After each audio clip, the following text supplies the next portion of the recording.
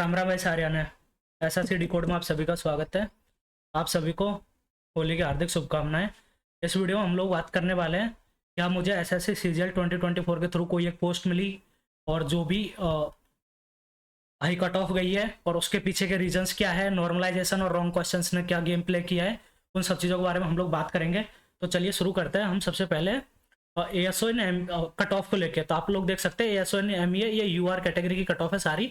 बाकी कैटेगरी की मैंने कट ऑफ नहीं लिखी, लेकिन सारी ही कैटेगरी की कट ऑफ उनके प्रीवियस ट्रेंड्स के हिसाब से बहुत ज़्यादा हाई गई है। तो एएसओ एंड एमईए की कट ऑफ हुई है 362, विच इज़ ऑलमोस्ट 363। आप लोग देख सकते हैं ये 390 में से है। तो इतना कट ऑफ जाना मीन्स ये 93% के आसपास है, जो कि कट ऑफ एक पोस्ट के लिए है। तो अगर आपका पेपर का लेवल इतना रहता है कि आप एक पोस्ट के लिए कट ऑफ आपकी 93% जाती है, देन आप लोग इमेजिन कर सकते हो कि कंपटीशन का जो आलम है वो क्या है।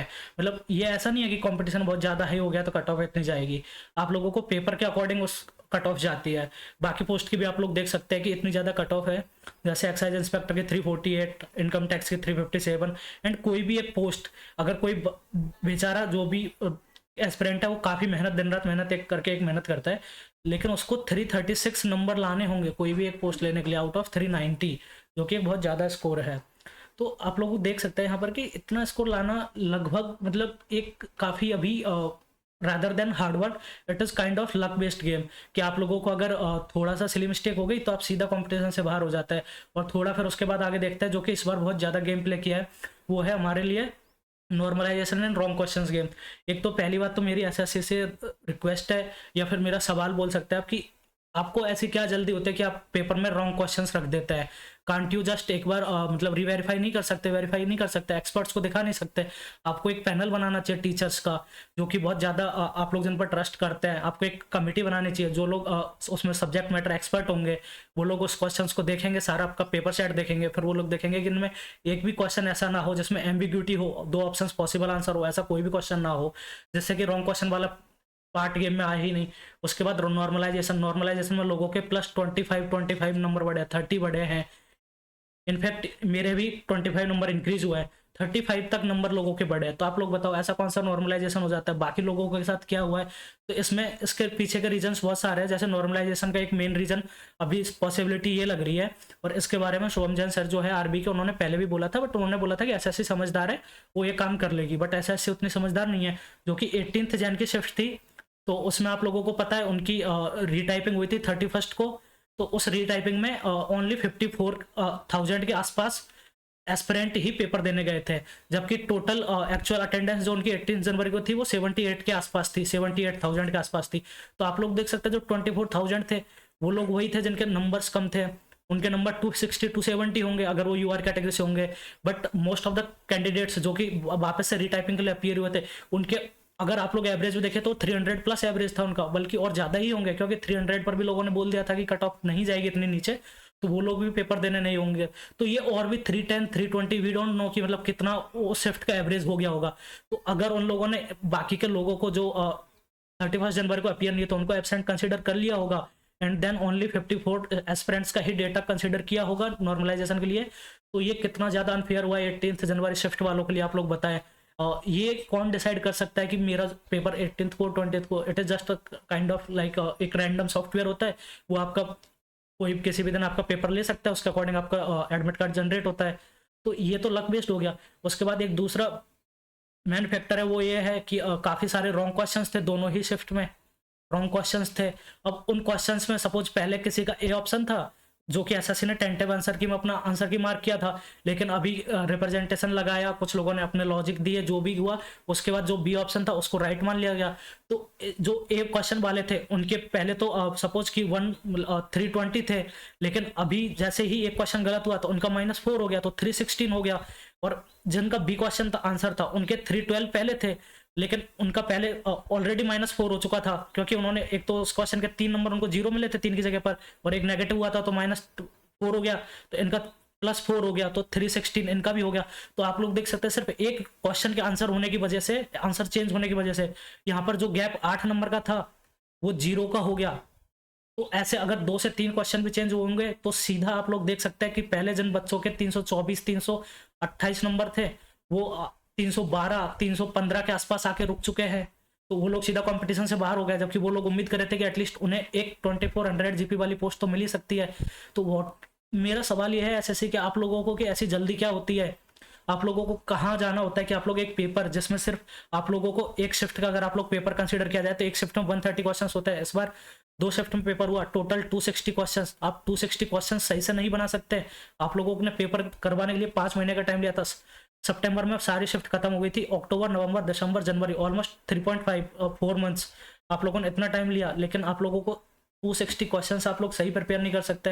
एंड आप लोग बोलते हैं कि आप इतना एक बड़ा सिस्टम है जो इतने सारे लोगों के लिए एस्पिरेंट्स के लिए एक जॉब प्रोवाइड करता है। आपको पता है यू कांट इवन रियलाइज कि एक एस्पिरेंट जो कि 2 साल 3 साल लगाता है अपनी प्रिपरेशन के लिए, और उसको पता चलता है कि एक बार उसका मार्क्स आ चुके हैं, आपने टेंटेटिव आंसर की निकाल दिया है, और उसको पता चलता है कि उसके मार्क्स एटलीस्ट जो कि प्रीवियस ईयर के ट्रेंड्स के कट ऑफ है उससे ऊपर आ रहे हैं। जैसे सपोज कि इस बार सभी लोगों ने कट ऑफ 315 के अराउंड प्रेडिक्ट करी थी कि एटलीस्ट एक पोस्ट मिल जाएगी 315 पर, और उन लोगों के 325 मार्क्स आ रहे थे, तो देवर हैप्पी कि एटलीस्ट हमें एक पोस्ट तो मिलेगी ही मिलेगी, क्योंकि उन्होंने देख लिया टेंटेटिव आंसर की आ चुकी है, इतने नंबर उनके आ रहे हैं। बट फाइनल आंसर की में क्या हुआ है, वो लोग किसी भी पोस्ट के लिए एलिजिबल नहीं है, उन लोगों को एक भी पोस्ट नहीं मिली है। आप लोगों ने नॉर्मलाइजेशन किया है, क्या किया है ये आप लोगों के एंड पे है।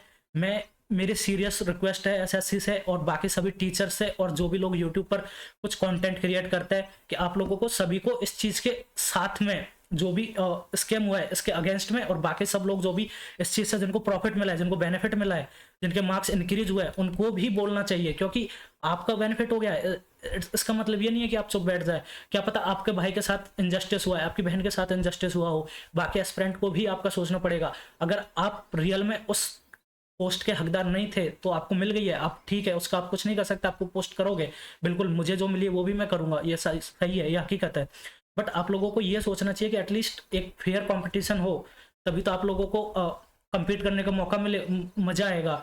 एंड जो भी आप लोग प्रिपरेशन करते हैं वो भी उसी के अकॉर्डिंग होती है। तो ये चीज़ें बहुत ज़्यादा मैटर करती है। मैं भी ये बाकी लोगों से रिक्वेस्ट करूंगा कि आप लोग भी इसके अगेंस्ट आवाज उठाए।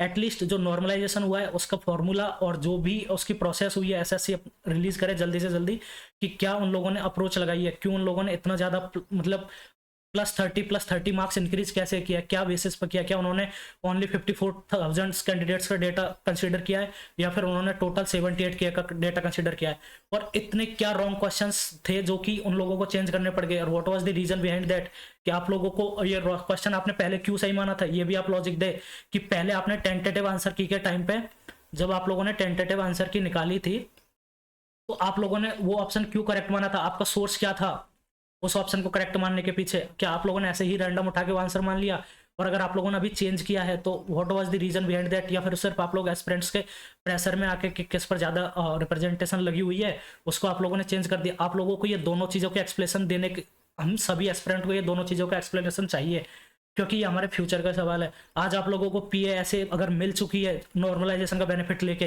लेकिन आप लोग देखिए अगर यही बेनिफिट अगले साल किसी और तरीके से हुआ जो आपके फेवर में नहीं हुआ, और अगले साल आप हो सकता है इंस्पेक्टर पोस्ट का आप लोग ड्रीम कर रहे हो, आप लोगों का स्कोर अच्छा हो, बट फाइनल नॉर्मलाइजेशन में आप फिर से बाहर हो जाओ। तो ये चीज़ें एक बार नहीं है, ये चीज़ें कई बार होती आई है, और ये तब तक होती रहेंगी जब तक इसके अगेंस्ट स्ट्रिक्ट एक्शन नहीं लिया जाएगा। तो आप लोगों को मुझे भी जानने का हक है कि अगर मेरे +25 हुए तो किस बेसिस पर हुए। इज इट जस्ट बिकॉज कि उन लोगों ने नॉर्मलाइजेशन में मेरे को बेनिफिट दे दिया, या कुछ क्वेश्चंस के आंसर चेंज हुए। अगर आंसर चेंज हुए तो मैं मानता हूँ कुछ क्वेश्चंस थे जो डाउटफुल थे जिनके आंसर चेंज होने थे, तो अगर वो है तो मेरे को लगता था मेरा +12 या +16 मैक्सिमम हो सकता है। But what is the reason behind that I आई गॉट एटलीस्ट +25 इंक्रीज। तो ये मेरे को जानने का हक है, और मैं चाहता हूँ ये सभी को हक है कि मेरे +25 क्यों हुए। एक भाई जिसका ऑलरेडी 320 आ रहे थे तो उसके तो +15 भी नहीं हुआ है, बट मेरे 305 आ रहे थे and I got at least 331 plus, मतलब +26 प्लस मेरे हो चुके हैं। तो इसका रीज़न क्या था ये मैं भी जानना चाहता हूँ, और बाकी लोगों को हक है कि इसके इतने क्यों इंक्रीज हुए और उनके क्यों नहीं हुए, ये उन लोगों का हक है। तो मेरी सीरियस रिक्वेस्ट है आप सभी से कि आप लोग इसके अगेंस्ट आवाज़ उठाए। जो भी टीचर्स कोई भी अगर कोई ट्विटर ट्रेंड चलाए तो आप लोग उसको प्लीज़ साथ दें, एंड जो भी सेलेक्टेड एस्पिरेंट है वो भी, और जो नहीं सेलेक्ट हुए वो भी, सब लोग इस मुहिम में साथ में जुड़े। तो चलिए अब अगली बात करते हैं, आई गॉट सेलेक्टेड और नॉट। तो बात यह है कि 2024 के द्वारा मुझे CGL 2024 से मुझे कोई एक वैकेंसी एक पोस्ट पर मिली है या नहीं, तो इसका आंसर है yes. I got selected, I got selected, मुझे एक पोस्ट मिली है। और वो पोस्ट अगर मैं आप लोगों को इसलिए नहीं बताना चाहता हूँ क्योंकि अभी मैं एनोनिमस हूँ, मैं सारे वीडियोज़ ऐसे ही बनाता हूँ। तो इसके पीछे का रीज़न आप लोग देख सकते हैं कि आई am not revealing face, I am not revealing any information about me, but yes I got selected, this is the information. And एक और चीज़ मैं बता देता हूँ, जो पोस्ट मुझे मिली है, पोस्ट, वो post I was not deserving, wait पहले तो मेरे को इंग्लिश सही करने दो, नहीं आप लोग मेरे को ट्रोल कर दोगे यहीं पे।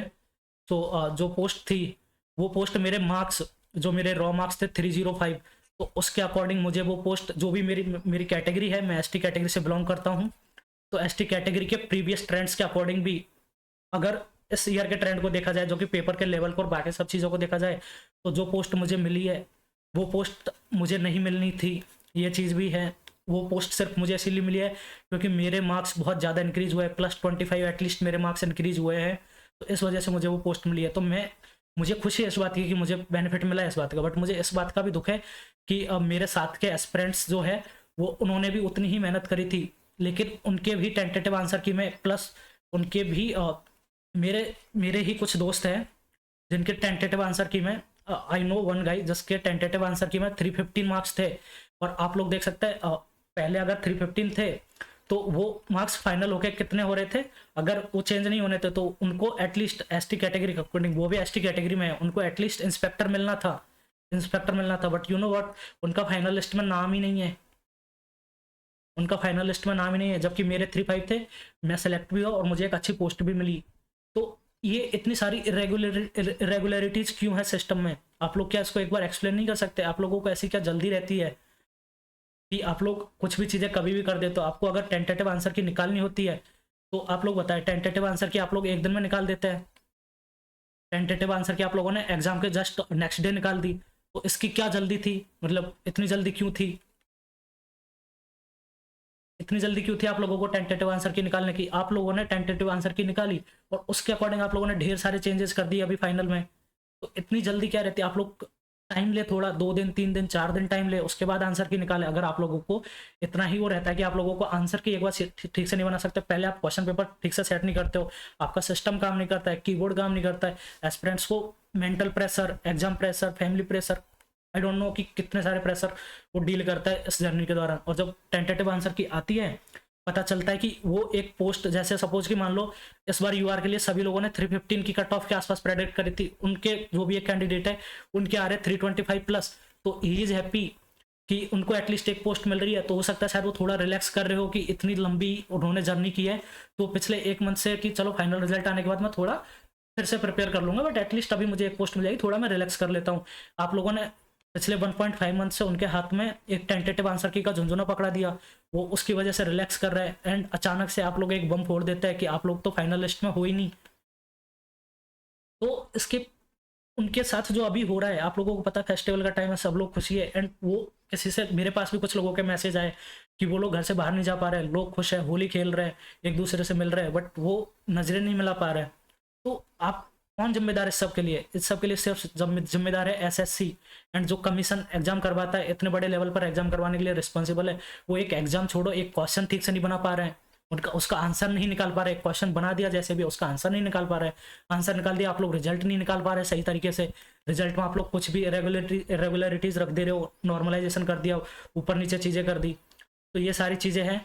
अभी आगे चल के बात करते हैं, और मेरी एक हाथ जोड़ के अपील है SSC से भी और बाकी सारे साथ के दोस्तों से भी, टीचर्स से, जो लोग यूट्यूब पर कंटेंट बना रहे हैं अपना, उनसे, बाकी सारे एस्पिरेंट से, कि इसके बारे में आवाज़ उठाए कि एग्जाम लेवल को मेंटेन किया जाए। एग्जाम लेवल ऐसा होना चाहिए कि एटलीस्ट उसको 10th वाला बच्चा ना कर सके, ये नहीं कि 10th क्लास के स्कूल का बच्चा कर रहा है और वो उसके एटलीस्ट 60 to 70% क्वेश्चन अटेम्प्ट कर पा रहा है, ये नहीं होना चाहिए। आप ग्रेजुएशन लेवल के एक पेपर बना रहे हो तो उसका एप्टीट्यूड भी एटलीस्ट उस तरीके का होना चाहिए कि उसमें कुछ सोचने का हो, उसमें कुछ लॉजिकल चीज़ें हो, ये नहीं कि उसमें आप लोगों ने सीधा वैल्यू पुट करी और आपका आंसर निकल रहा है और सारे ही क्वेश्चन ऐसे हैं, तो फिर पॉइंट क्या रह जाता है? इसमें मार्जिन ऑफ एरर नहीं बचता है जब आप लोग एग्जाम का लेवल इतना ईजी रख देते हो तो मार्जिन ऑफ एरर नहीं बचता है। ऐसा कोई भी, हर कोई एस्पिरेंट ऐसा नहीं होता है कि जो 90 आउट ऑफ 90 लेके आए, लेकिन ऐसा नहीं है कि जो बंदा 80 लेके आ रहा है उसका सिलेक्शन ही नहीं हो रहा है। 80 इज अ गुड मार्क्स, 80 अच्छे नंबर नहीं होते हैं क्या आउट ऑफ 90, लेकिन उस जो बंदा एक या दो क्वेश्चन गलत कर देता है वो सीधा कॉम्पिटिशन से बाहर हो जाता है। ये ऐसा कौन सा कॉम्पिटिशन है जिसमें इतना तगड़ा कट थ्रोट कॉम्पिटिशन है? इट इज़ नॉट बिकॉज कि जो एस्पिरेंट्स है वो ज़्यादा है, इट इज़ जस्ट बिकॉज कि यार यहाँ पर इतना ज़्यादा पेपर इजी बना रहे हैं आप लोग कि सामने वाले को मार्जिन ऑफ एरर है ही नहीं। अगर आप लोगों ने एक गलत क्वेश्चन किया सीधा आप कॉम्पिटिशन से बाहर। और दूसरा मेरी एक अपील है, आप लोग इसको एक्सप्लेन करें कि ये इतना ज़्यादा इरेगुलर नॉर्मलाइजेशन हुआ क्यों है, क्या इसके पीछे का रीज़न है। इसको जल्दी से जल्दी एक डिटेल एक्सप्लेनेशन एसएससी को प्रोवाइड करवाना चाहिए कि इतना ज़्यादा नॉर्मलाइजेशन हुआ है। मेरा आपको मैंने बताया +25 इंक्रीज हुआ है, लेकिन मुझे इतना भी पता है कुछ लोगों के +32 तक हुए हैं, और कुछ लोग तो बोल रहे हैं +35 भी हुआ है, बट वो मेरे को आइडिया नहीं, बस लोगों ने बोला है। बट +32 भी हुआ है ये मुझे पता है, +25 तो मेरा ही हुआ है। तो ये इसके पीछे का मतलब रीजन जानने का सबको हक है। तो आप लोग प्लीज़ ये प्रोवाइड करें सभी लोगों के लिए, एक डिटेल्ड एक्सप्लेनेशन प्रोवाइड करें, जो हुआ है वो हुआ है, कि ये इसको इसके पीछे का रीज़न ये है, ये सारा प्रोसेस रहा है, आप लोगों ने जो फॉलो किया वो सब बताए। उसके बाद एक और चीज़, रॉन्ग क्वेश्चंस। क्या आप लोग यार इतना जल्दी क्या रहती है आप लोगों को पेपर सेट करने की कि आप लोग एक पेपर सेट सही से नहीं कर पा रहे हैं? एटलीस्ट आप एस्पिरेंट का दर्द समझे। जो बंदा या भाई या बहन जो भी पिछले 1 साल, 1.5 साल, 2 साल, पता नहीं किसी किसी की 4-4, 5-5 साल की जर्नी होती है, वो उतना ईयर्स का हार्डवर्क लगाता है, लेकिन जब वो देखते हैं कि उनमें एक क्वेश्चन रॉन्ग है और एग्जाम प्रेशर ऐसा होता है, सबको ऐसा लगता है मैंने ही गलती की है, मैंने ही क्वेश्चन को गलत पढ़ा है, तो एटलीस्ट वो उसको 2 to 3 टाइम्स अटेम्प्ट करते हैं, और इसमें वो बहुत सारा अपना टाइम वेस्ट कर देते हैं। एंड एट द एंड उनको पता चलता है या तो इस क्वेश्चन में गलत है, वो नहीं कर पा रहे, तो उस क्वेश्चन को उतने टाइम के बाद स्किप करते हैं। तो इसके पीछे जिम्मेदार कौन होता है? ये कहाँ किसकी मेरिट में दिखेगा ये कि किसी ने रॉन्ग क्वेश्चन को पहली बार में जज किया एंड समवन जिन्होंने 3 से 4 बार उसको अटेम्प्ट किया और उसके बाद उनको पता लगा, तो ये कहाँ दिखाई देता है? ये कहीं नहीं दिखाई देता। तो आप लोग एटलीस्ट सभी को एक बराबर प्लेटफॉर्म दो, एक ऐसा प्लेटफॉर्म दो जिस पर सब लोग आके बराबर से कंपटीशन कर सके। किसी के लिए आप कुछ बना रहे हो, किसी के लिए कुछ बना रहे हो, इंग्लिश इतना इजी बना देते हो, मैथ इजी बना देते हो, सारा कंपटीशन जीके पर हो जाता है, एक section should not be decisive, right? तो ये सारी मेरी अपील है, आप लोग भी इसमें साथ दें। आप लोग भी, जो भी टीचर्स, अभिनय सर है, बाकी बहुत सारे सर हैं जो इसके अगेंस्ट वीडियो बना रहे हैं, जो भी इसको स्कैम बोल रहे हैं, कुछ भी है, but this is not fair. मुझे बेनिफिट मिला है but I am not happy. एक भाई से मेरी बात भी हुई थी, तो मैं उनको बोला कि यार ब्रो मुझे पोस्ट अच्छी मिली है, बट ये पोस्ट मेरे मार्क्स के अकॉर्डिंग डिजर्विंग नहीं थी। पेपर से पहले मुझे लगता था मैं बहुत अच्छी रैंक लेके आऊँगा, बहुत अच्छी पोस्ट लूँगा, बट जब मेरा पेपर हुआ, मैंने सिली मिस्टेक्स करी, बहुत सारी चीज़ें करी, बट जो मेरा मार्क्स था उसका अकॉर्डिंग जो पोस्ट थी वो डिजर्विंग नहीं, वो पोस्ट में डिजर्व नहीं करता, बट वो पोस्ट मुझे मिली है। अब ऐसा भी नहीं है कि मैं दूसरी पोस्ट के लिए बोलूँगा मुझे दे देंगे, मैं उस पोस्ट को 100% ज्वाइन करूँगा, ये है। बट मैं चाहता हूँ कि अगर एसएससी कोई भी इसके अगेंस्ट ये जो भी चीज़ें हुई है उस पर इंक्वायरी बैठाए या कुछ भी करे, तो मुझे कोई प्रॉब्लम नहीं होगी, मैं उसमें बिल्कुल सपोर्ट करूंगा। I am not going to protest against it कि नहीं पहले जो हो गया वो हो गया, क्योंकि पहले टेंटेटिव आंसर की आई, उसके बाद आप फाइनल आंसर की निकालते हो, वो पता नहीं कब आएगी, उसके बाद आप लोग नॉर्मलाइज मार्क्स निकालोगे, उसके साथ क्या हुआ ये नहीं पता। तो इन सब चीज़ों को जानने का हमारा हक है। हम चाहते हैं कि ये सब चीज़ों को आप लोग डिटेल्ड एक्सप्लेनेशन दें, क्योंकि एक एस्पिरेंट अपने लाइफ का 2 से 3 साल देता है मिनिमम, तो आप लोग उनके लिए इतना तो वो करते हो कि आप लोग एक एक्सप्लेनेशन दे सके कि उनका सिलेक्शन क्यों नहीं हुआ डिस्पाइट स्कोरिंग हाई मार्क्स। तो आप लोग बताएं ये चीज़, और आप लोग, मेरे सारे एस्पिरेंट से रिक्वेस्ट है आप लोग भी इसके अगेंस्ट आवाज़ उठाए। ये आपके अगर फेवर में आया तो भी आप ज़्यादा खुश होने की ज़रूरत नहीं, क्योंकि आपके फैमिली मेम्बर्स, आपके भाई, या आने वाले समय में आपके ही किसी रिलेटिव या कोई भी दोस्त उसके अगेंस्ट ये चीज़ें उसके फेवर में नहीं हो सकती है। तो ये चीज़ें अगर एक फेयर कंपटीशन होगा तो सबका जो भी हार्डवर्किंग होगा उसको उसका बेनिफिट मिलेगा, उसको उसका ड्यू जो भी है वो मिलेगा। तो मेरी रिक्वेस्ट है ये चीज़ रुकनी नहीं चाहिए, सब लोग सपोर्ट करें सारे टीचर्स का। And thank you for watching. ये आप लोगों को अगर वीडियो अच्छी लगी हो तो आप लोग इसको लाइक कर देना, अपने दोस्तों के साथ शेयर कर देना, चैनल को सब्सक्राइब कर देना। मेरा मोटिव है कि हम लोग ज़्यादा से ज़्यादा अवेयर रहे इन चीज़ों को लेके, और मैं वीडियोज़ भी बनाता हूँ, मॉक टेस्ट भी सॉल्व करता हूँ, तो उन चीज़ों का भी सॉल्यूशन मैं आप लोगों के लिए प्रोवाइड करता हूँ, वो की प्रिपरेशन बहुत हेल्पफुल है। तो आप लोग चैनल को सब्सक्राइब कर सकते हैं। And thank you for watching. Bye bye, मिलते हैं अगले वीडियो में।